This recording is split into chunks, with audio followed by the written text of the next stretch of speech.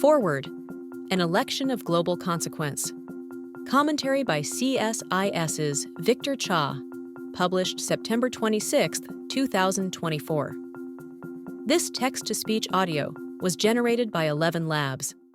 This commentary is part of a report from the CSIS Geopolitics and Foreign Policy Department entitled The Global Impact of the 2024 U.S. Presidential Election.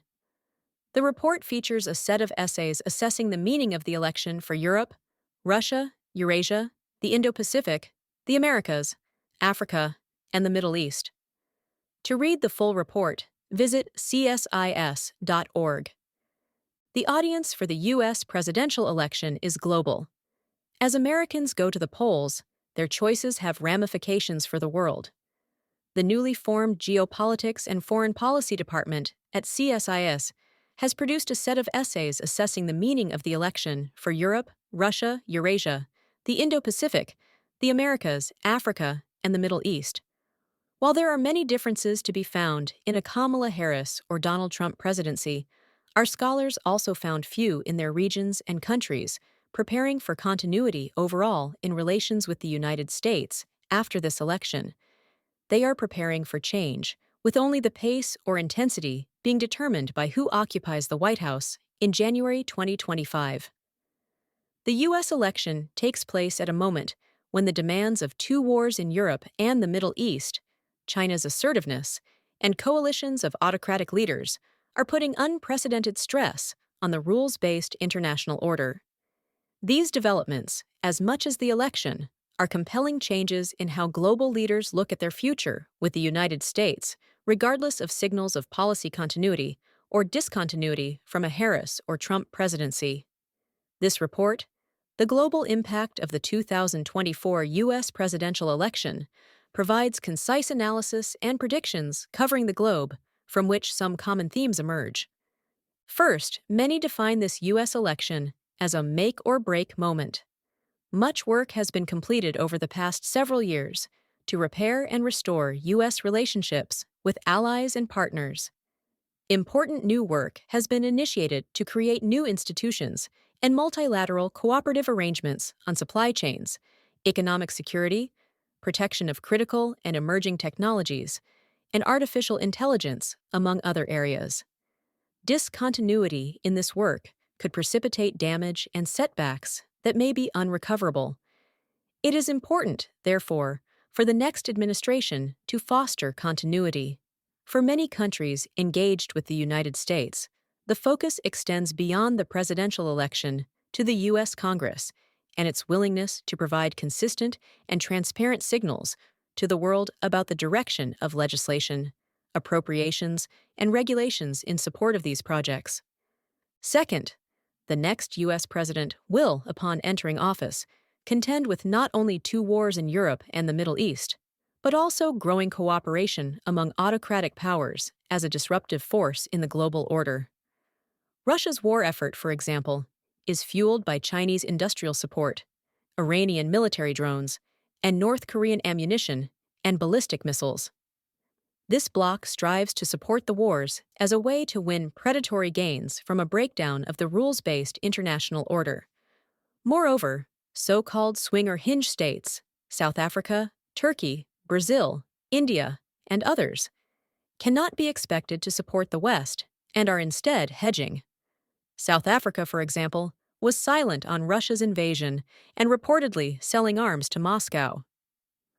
All of these actors will test a new administration, not with a direct challenge to the United States, but by targeting the soft spots, perceived vulnerabilities such as the strength of U.S. commitments to allies and partners, e.g. in the Philippines over Second Thomas Shoal, or developing nations lacking alternatives to Chinese and Russian influence.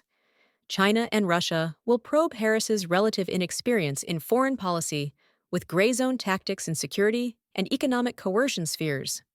With Trump, they will probe how far they can push U.S. allies to defer to Beijing's and Moscow's preferences without eliciting a U.S. response in an America First, minimalist engagement framework. Third, U.S. allies and partners around the world are preparing for change with the next U.S. president. not in the sense of decoupling from the United States, but certainly by developing greater self-reliance in security affairs and greater regional integration more broadly with their own neighbors in anticipation of a less predominant and preeminent United States. While allies will welcome any signs of continuity with Biden's alliance-centric policies, there is a realization that the U.S. domestic appetite for deep engagement is weak, and that this will circumscribe either a Harris or Trump presidency with differences in the intensity and gravity of the change. On economic security, there is the expectation of continuity given Biden's, and before that, Trump's, commitments to consolidating critical supply chains. But on trade, allies and partners are preparing for confrontation with Trump's punitive tariffs. Trump famously wanted his briefing memos to cite the trade deficit or surplus of every U.S. ally in Europe and Asia. They are also aware that Biden did not remove many of these tariffs, including 25% on steel and 10% on aluminum, and that Harris is unlikely to embrace lowering tariff barriers. Yet, this won't discourage close allies like the United Kingdom and Japan from initially probing the next administration's interest in getting back to trade in some way.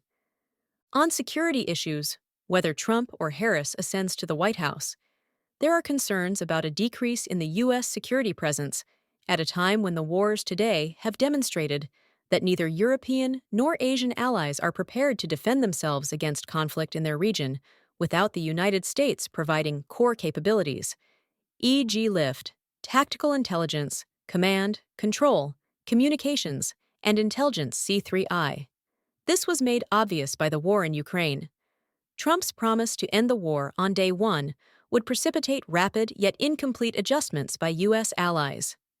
With Harris, the commitment to alliances will be undeniably strong, but the subtext of greater self-reliance and burden sharing will not be irrelevant given limited time and resources. Fourth, the world will look for early reassurances of continuity on climate commitments from a Harris presidency. Trump's hostility toward the Paris Agreement and the Inflation Reduction Act will be a source of discord with European and Asian governments, but might also be welcomed by the private sector in those countries for removing the subsidies favoring U.S. companies. Others, such as Australia and New Zealand, may try to press the climate agenda in all but name, focusing on encouraging a U.S. role in building out critical infrastructure, ports, and airfields. Finally, our scholars note that while the U.S. election is an important variable for change, the domestic context for every country and region is equally important and will help to determine outcomes. For example, China's economic deceleration, unemployment rates, property sector insolvency, and public discontent can create certain types of external behavior regardless of who becomes the next U.S. president. The next administration will contend with untold ramifications of a war-depleted Russia with high casualties, an overheated economy, dwindling financial reserves, and labor shortages. In the United Kingdom, a political move to the left could create new alliance tensions with a Trump presidency, less so with Harris, arguably. In Japan, new leadership within the ruling Liberal Democratic Party will also become a variable in the alliance for either Trump or Harris. Given the global context, there could not be a more consequential moment for the United States to be choosing its next leader. This inaugural report by the CSIS Geopolitics and Foreign Policy Department offers insights and policy recommendations for the road forward. For more analysis, visit csis.org.